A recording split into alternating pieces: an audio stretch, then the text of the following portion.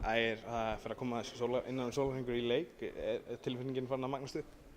Já, það spenna sko, það mikil spenna og sérstaklega svona í gær þegar við vorum að labba inn í íþróttahúsið þá svona finnum maður, já ok, þetta virkilega að fara að gerast, sér stóru höllina og einhvern veginn reyna sjá þetta fyrir, en við erum spenntir, það mikil spenna í honum. Fundu fyrir, hefur þetta verið æfingarnar verið góðar hingað til hér?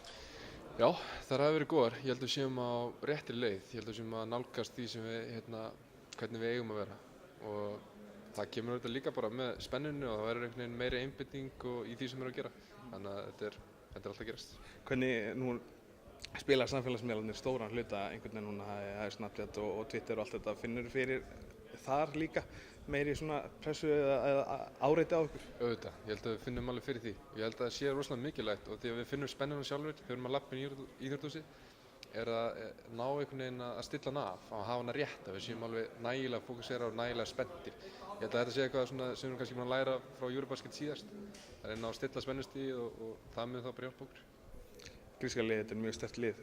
Þekkjum við það eitthvað nægilega vel eða hvernig svona liggja okkur möguleika? Ég er búinn að liggja yfir þessu grísku leikmönnum bara heil lengi sko. Ég er búinn að horfa rosalega mikið á þessa menn sem eru í Olympiakos sérstaklega og þeir eru að spila mikið í Euroleague og Panathinaikos líka. Þannig að þetta eru leikmenn sem eru bara að blanda af þessum tveim liðum.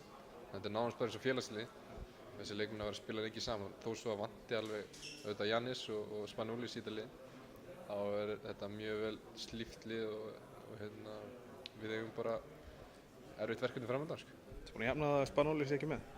Ég er ekki búinn að jafna með það. Ég var svona vonast þess að hann væri hérna ekstra á hliðarlínu svo við getum ekki að tala við hann að taka mynd með honum. Ég held að það væri algjör draumur fyrir mig sko persónulega. En ég hefði viljað mæta honum á gólfinu. En það gerist kannski bara eitt á seinna.